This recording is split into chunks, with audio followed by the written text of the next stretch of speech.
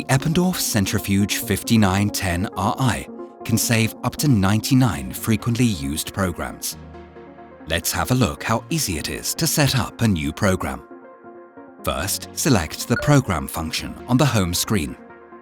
This displays all currently saved programs.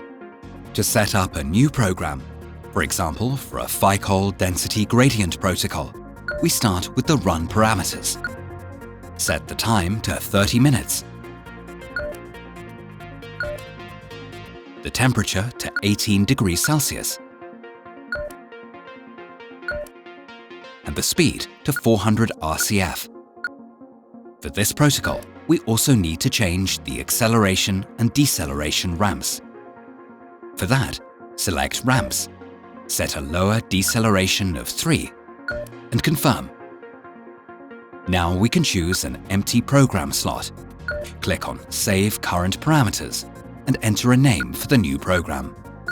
The desired parameters are now saved as a new program, which can be chosen whenever needed, enabling you to start a run in no time.